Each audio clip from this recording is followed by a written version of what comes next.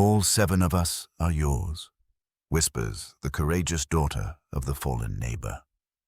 All 7 of them belong to you. The phrase, replayed in Mason Hale's head as he looked at the young woman halted in. His threshold, her gown ripped and dust, smeared, yet her green eyes alight with urgent resolve.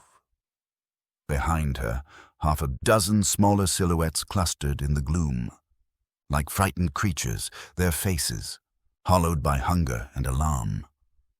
The oldest could not have been over 19, yet she spoke, with the certainty of someone forced to render life, or death choices far too often. Mason had discovered his neighbor Ephraim, Cole's body only 3 days earlier, prone in the creek that divided their land. The old farmer had been as sturdy as any, laboring his fields from dawn until dusk. But there he lay, cold as stone, with no visible wounds, no evidence of a fight. Simply dead. What puzzled Mason more than the death itself was the object clutched in. Ephraim's stiff fingers. A crumpled scrap of paper bearing 7 names written in trembling script, and at the foot, 2 words that seemed meaningless. He knows. Now standing before him was Lydia Cole, Ephraim's eldest child, presenting herself, and her 6 younger sisters to a man she hardly knew. Her offer was blunt and horrifying, marriage all of them in return for shelter and safety. But Mason detected something else in her gaze, something that sent a chill through him. She was not merely desperate. She was terrified, not of hunger, not of the wild, but of some particular threat. Something she kept peering toward the tree line to watch for. The frontier's laws were severe, but straightforward. A man defended. What he owned and what he did not own was not his concern. Mason had upheld that code for 34 years. Yet, as Lydia drew nearer, her voice lowering to a pressed whisper, she revealed something that undermined everything he believed about. His neighbors passing, she spoke of the real reason Ephraim had died and why a pair of watches had been shadowing Mason's ranch over the last 2 nights. The scrap in his pocket suddenly felt as if it was searing through the cloth. And for the first time as a grown man, Mason Hale understood he might be in over his head. Mason had never observed a woman appear so lovely and so perilous. Lydia Cole filled his doorway as if she owned the place. Her chestnut hair caught the morning beam despite days without. Awash, the contrast between her cultured features and the raw fear in her speech produced a tightness in his chest. This was not how such talks were meant to unfold. 3 days before, his main anxiety had been whether the creek would run dry before the end of the season. Now he faced 7 parentless girls who needed food, lodging, and protection he was not prepared to provide. Behind Lydia, the younger children huddled together like a heap of forsaken kittens.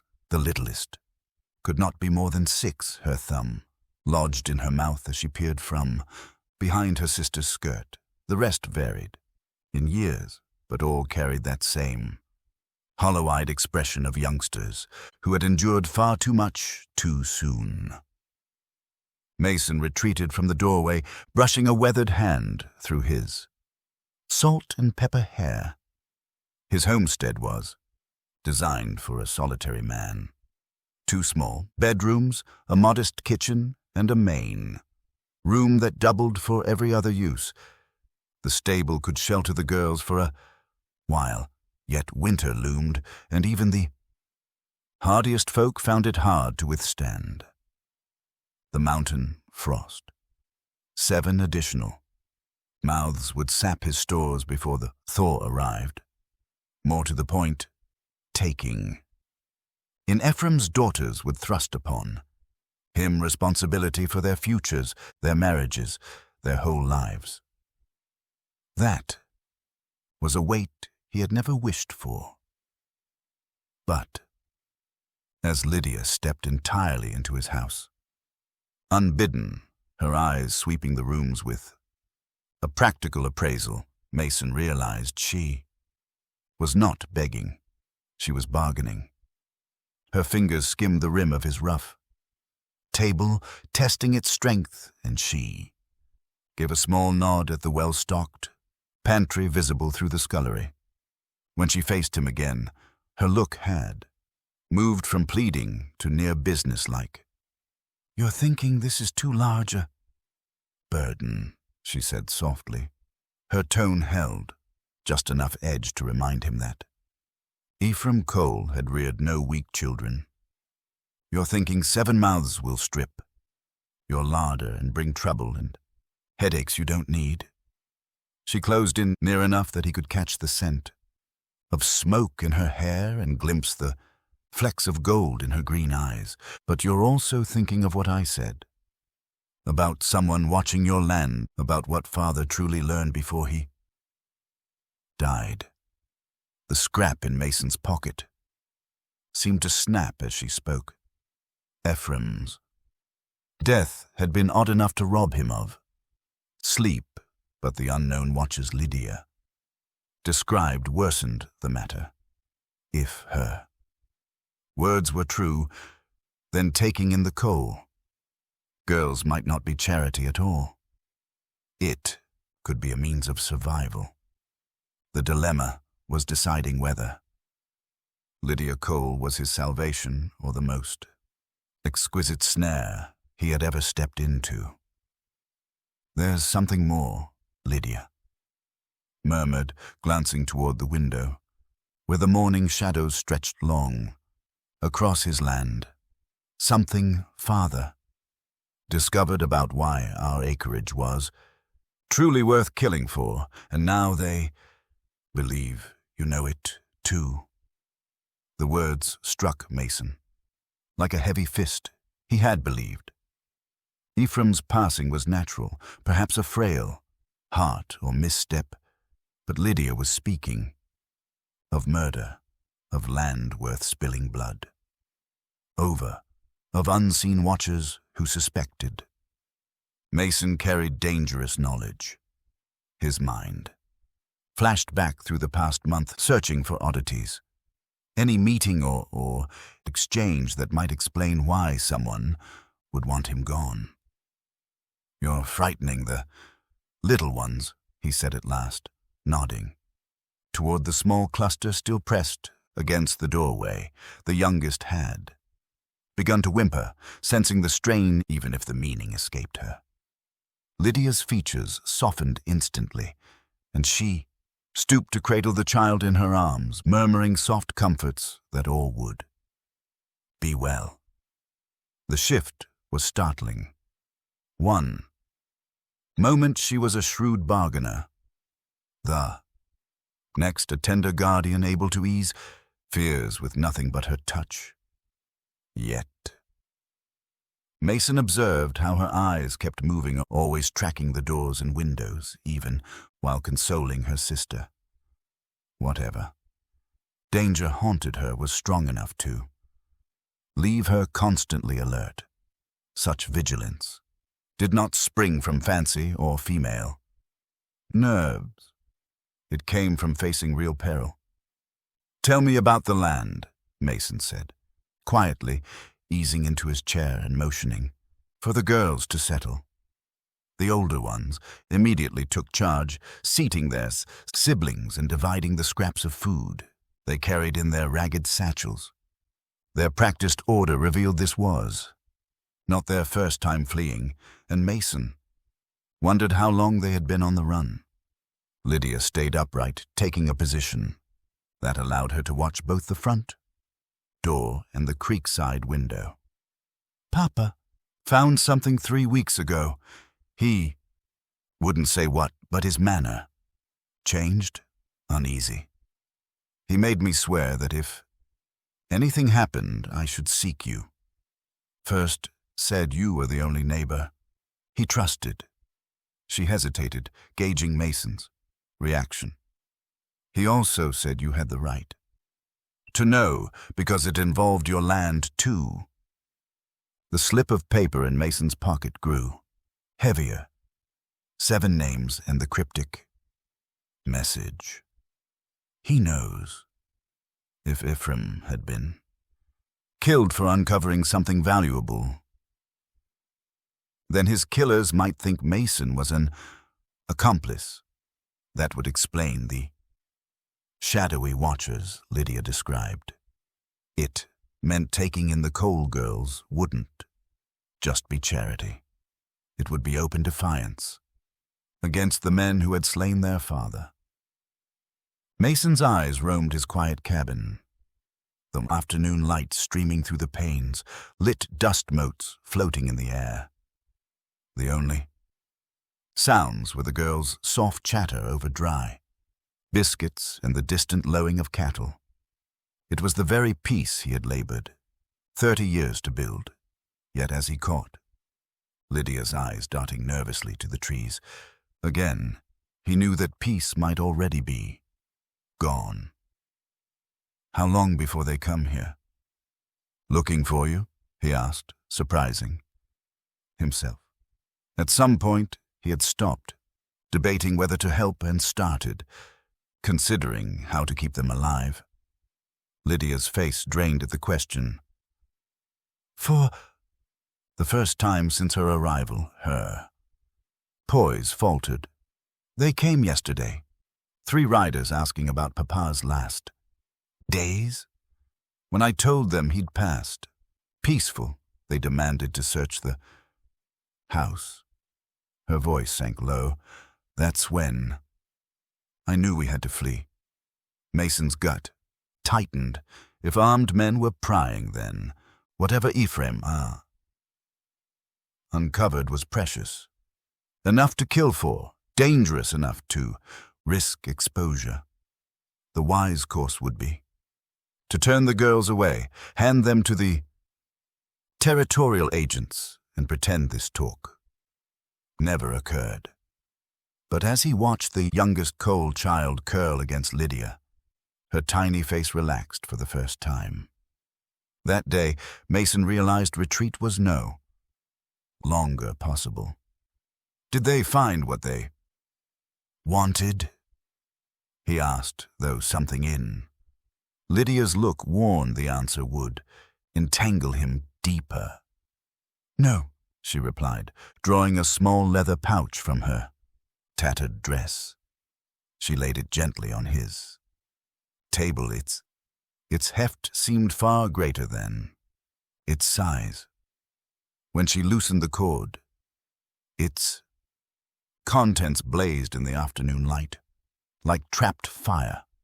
Gold, not dust or flakes, but shaped pieces made by skilled craftsmen. Mason had seen enough prospectors to know the difference. This was no creek.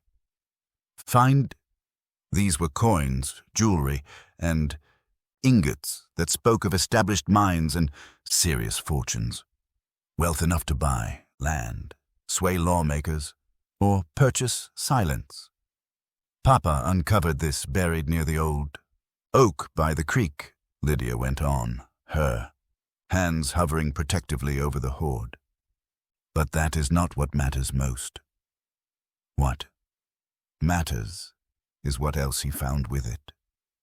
She cast a glance at her sisters, ensuring they were absorbed in their meager meal, then leaned closer to Mason. Maps, surveys, and documents showing that the creek wasn't just a border between their homesteads. It cut straight through the richest vein of gold this territory had ever witnessed. The revelation struck Mason like a rock slide. If those papers were true, then both the Cole land and his own ranch sat on a treasure that would lure every fortune seeker, crooked official, and ruthless killer within 500 miles. Ephraim's death wasn't a chance. Misfortune. It was the first move in a war over the richest claim in the mountains. The men who came. Yesterday, Mason said slowly, his thoughts racing ahead. Did you know any of them? Lydia nodded darkly. The one in charge was Adrian Cross. He runs the Territorial Land Office. She hesitated, letting the weight of that settle. Which means this isn't only about gold anymore.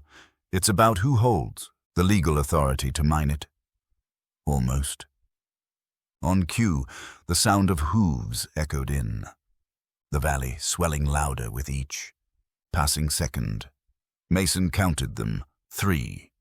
Horses riding hard, but not quite. Galloping. His hand drifted toward the rifle mounted over the fireplace, but Lydia gripped his wrist with surprising force. The contact jolted him, warm and electric even beneath their fear.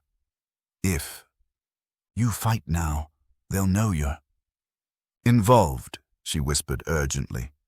We must hide the girls first. Her hand lingered on his arm and in spite of the danger, Mason was keenly aware of how slender her fingers looked against his weathered skin. This was no time for such thoughts, yet her nearness made it hard to think clearly about anything else. The younger Cole girls had fallen, silent at the sound of riders, their wide eyes snapping toward Lydia with the automatic obedience of children long trained by fear. She motioned toward the back, and they slipped away like shadows, vanishing into the smaller bedroom with the swift discipline of practiced flight. Only Lydia remained, hastily, shoving the golden documents back into the pouch loose board under my bed. Mason muttered, "Hide it there." She darted toward his room, and he tried not to linger on how natural she looked, there, moving through spaces untouched by any woman in more than a decade.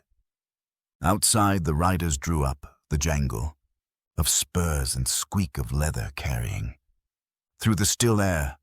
From the window, Mason saw 3 men dismount, their motions casual but edged with alertness. The leader was tall, dressed with expensive care, his boots polished, despite the trail. Adrian Cross. Just as Lydia had said, the other 2 were clearly hired muscle, their hands close to their weapons with the ease of men long acquainted with violence. Mason opened his door before they could knock, stepping onto the porch with the calm air of someone with nothing to conceal. "Afternoon, gentlemen. What brings you out this way?" Adrian Cross smiled, but his eyes were as cold as winter streams. "Mason Hale, isn't it? We're looking into the unfortunate passing of your neighbor, Ephraim Cole. Just a few questions about your last talk with him." "Didn't have many talks with Ephraim," Mason answered honestly. "Neighbors, not companions. Nodded when we passed, helped one another now and then with strays, but that was it." "Interesting," Cross said, pulling up a small notebook from his vest. "Because our reports say Ephraim visited you the day before he died, spent several hours here." The man's smile never faltered, but his tone carried the veiled menace of someone certain he'd caught a lie. "Perhaps your memory needs help." Behind him, Mason caught the nearly silent sound of Lydia returning from his room. Her steps careful, her presence. Watching him, knowing she was there, trusting him to shield her and her. Sisters ignited a fierce resolve. He hadn't felt in years, whatever Ephraim had unearthed, whatever danger these men carried. Mason was through with hiding. "My memory's clear," he said evenly. "Ephraim never stepped on my land that." It was a reckless falsehood, and as he voiced it, Mason realized he had. Just taken a side in a battle he barely comprehended. Adrian Cross's smile broadened, and Mason's stomach sank. The man drew something from his vest, small, silver, catching the sun. Ephraim's pocket watch, the one he never left home. Without Mason had seen him check it countless times over the years. "Curious thing about this watch," Cross said, lightly turning it in his palm. "We found it caught on a fence post bordering your land, the very fence that touches the creek where poor Ephraim died." He paused, letting the meaning sink deep. "Now, how do you suppose it ended up there if Ephraim never set foot on your land?" The lie collapsed before Mason could even attempt to mend it. Sweat beaded on his brow despite the crisp mountain air. And behind him, Mason sensed, rather than heard, Lydia's sharp intake of breath. She had risked everything by bringing her sisters here, trusting he could keep them safe, and he had already failed the first test. "Maybe he dropped it while checking his cattle," Mason muttered. But even as the words left his lips, he knew how hollow they sounded. Ephraim had been far too cautious with that watch to misplace it, and everyone in the territory knew it. "Or perhaps," Cross continued, his voice hardening, "he came here to speak about something important, something valuable, something that made certain people nervous about what he knew." One of Cross's companions shifted, hand edging closer to his gun belt. The unspoken warning was clear. This conversation could turn deadly in an instant. Mason weighed his choices. He could continue lying, but Cross clearly had more evidence than just the watch. He could tell the truth about Ephraim's visit, but that would confirm Cross's suspicions and put the girls in immediate danger. Or he could spin a partial truth, buying them time, even if it meant risking everything. "You're right," Mason said finally. "Ephraim did visit, but not the day before he died. 3 days earlier. He wanted to discuss water rights for the creek. He mentioned expanding his cattle operation." The words were half-truths, wrapped in enough misdirection to be plausible. But Mason's error became clear instantly. Behind Cross, one of the hired men crouched, examining the ground near the porch with the precise focus of a seasoned tracker. The man studied something in the dirt, then nodded toward his boss meaningfully. "Interesting," Cross said, now openly mocking. "Because, according to my friend here, there are fresh tracks from this morning. Small ones, women's shoes." He gestured toward the footprints Lydia and her sisters had left. 7 sets, to be exact. Unless you've suddenly taken to hosting a large party of ladies, I'd say you have uninvited guests inside. The pretense was over. Cross knew exactly who was hiding, and Mason's lies had only worsened the situation. As the territorial officer stepped toward the front door, Mason moved to block him, aware that his next choice would determine whether any of them saw sunset. The standoff lasted only moments, yet felt interminable. Mason saw the calculation in Adrian Cross's eyes, measuring the risk of forcing his way past a determined rancher on private land. The 2 bodyguards flanking him had hands near their weapons, but neither seemed eager to draw first. Far from town, gunfire would echo for miles, and dead bodies required inconvenient explanations for a territorial official. "I'm not seeking trouble, Hale," Cross said at last, his tone softening slightly. "I simply wish to ask the Cole girls about their father's final days." "Surely you understand that." "I understand that children who just lost their father deserve peace to grieve," Mason replied firmly, holding his ground in the doorway. "And I understand that armed men arriving and questioning them is frightening." Behind him, the door opened softly, and Lydia stepped onto the porch. Mason's heart pounded as she stood beside him, shoulder brushing his arm. She had changed from her torn travel dress into something clean she must have found in his room. Even in the moment's danger, Mason was briefly distracted by how the simple blue fabric brought out the green of her eyes. "You may ask your questions from there," Lydia said, voice steady but cautious. "My sisters have endured enough without strangers invading their temporary shelter." Cross's gaze snapped to her with predatory focus. "Miss Cole, my condolences on your loss. I'm sure your father was a good man who simply overreached." He paused, studying her expression for any reaction to his veiled threat. "These mountains can be treacherous for those unfamiliar with territorial law. Claims get disputed, boundaries challenged. Sometimes good people end up in the crossfire of conflicts they didn't create." "What are you implying?" Lydia asked, her voice trembling slightly, betraying her fear. "I'm suggesting that certain discoveries on your father's land might be better managed by those with the experience and resources to handle them properly. The territorial government has the tools and expertise ordinary farmers lack." Cross's smile never wavered, but his words carried unmistakable menace. "Of course, if such discoveries were hidden or withheld, it would constitute a serious crime, potentially leading to the loss of land rights, criminal charges, even imprisonment." The threat was explicit. Hand over whatever Ephraim had found or face manufactured accusations that could leave the girls homeless, perhaps even separated. Mason felt Lydia's hand slip into his, cold yet firm. The contact sent a jolt of electricity up his arm. He realized, with startling clarity, that protecting this woman and her sisters had become more important than his own safety. "You have until tomorrow morning to consider my offer," Cross said, mounting his horse once more. "After that, I'll be forced to take official measures." "And Miss Cole," Cross tipped his hat mockingly, "I hope you make the wise choice for everyone's sake." As the three men rode away, Mason squeezed Lydia's hand, wondering if he had just signed all their death warrants.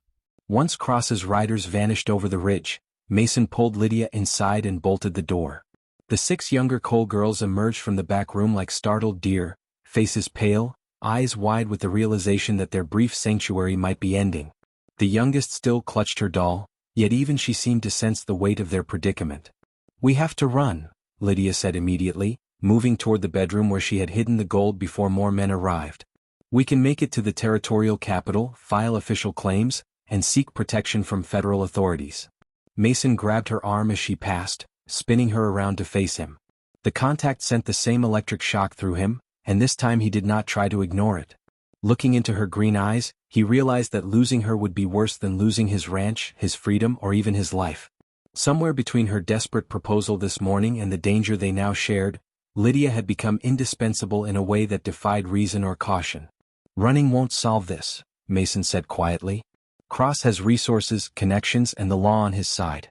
He'll track you within a week, and next time there won't be negotiations." His hands framed her face, thumb brushing her cheekbone. "But there's another way, a permanent way." Lydia's breath caught at his touch. For a moment, the frightened refugee disappeared, replaced by a woman seeing exactly what he offered. "You mean marriage?" she whispered. "Real marriage, not just protection." "I mean making you and your sisters legally mine," Mason replied, voice rough with emotions he hadn't expected to feel. "Cross cannot threaten my wife or my children.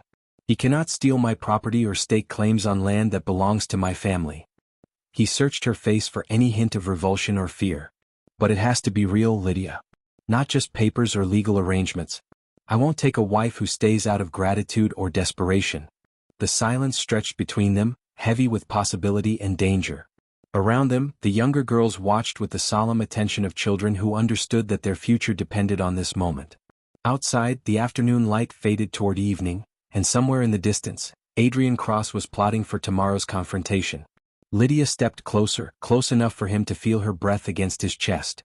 Her hands rested on his shoulders. Looking up at him, her eyes held something deeper than gratitude or fear. "What about love?" she asked softly. "What if legal protection isn't enough anymore?" Mason's heart pounded. She wasn't rejecting his offer, she was asking him to make it complete. "Then we'll figure that out as we go," he said, lowering his forehead to hers.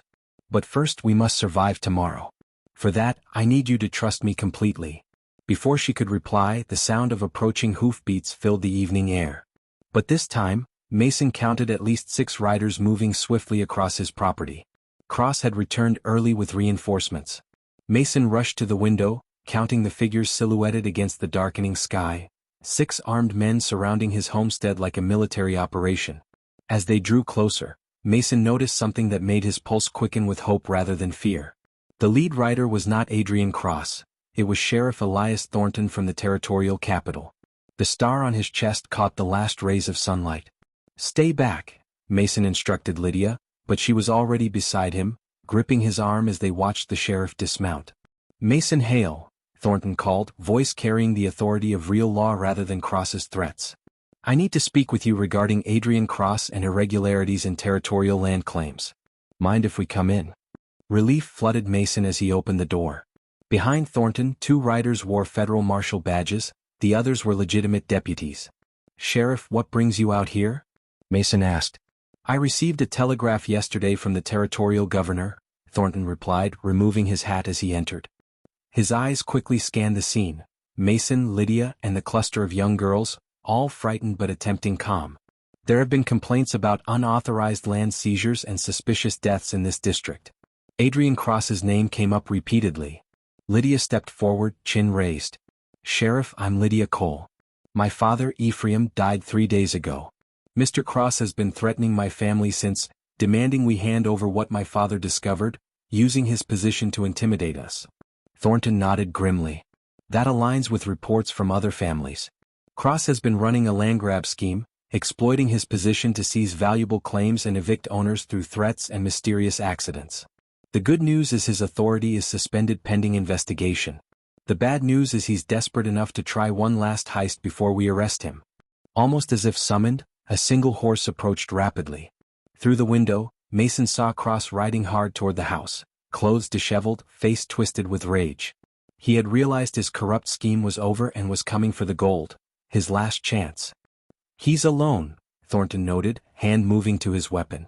Desperate men make reckless choices. Mason no longer focused on Cross, stolen gold, or politics. He looked at Lydia, who turned to him with awe in her green eyes. "You already knew," she whispered. "You sent for help yesterday morning after I found your father's body." Mason nodded. "I telegraphed Sheriff Thornton about the suspicious circumstances. I couldn't prove anything then, but I knew something was wrong." He reached for her hands, pulling her close, despite the deputies and children around them.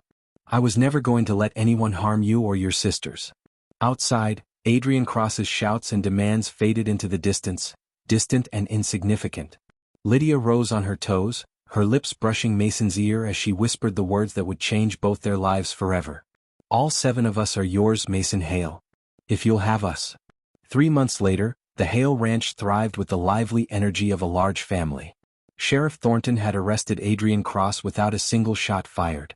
The territorial investigation cleared all charges, and the gold discovery had made them wealthy beyond imagination. But as Mason watched his wife Lydia teaching the youngest girls to read, while the older ones helped with evening chores, he realized the true treasure had never been buried by the creek. It had come to his door in a torn dress and trusted him to safeguard what mattered most. If you enjoyed this tale of courage and unexpected love on the frontier, click the video on your screen now to discover another unforgettable story where honor and destiny collide in ways you never anticipated. Don't forget to subscribe and consider a super chat to help us continue bringing you more stories like this. Your support means everything.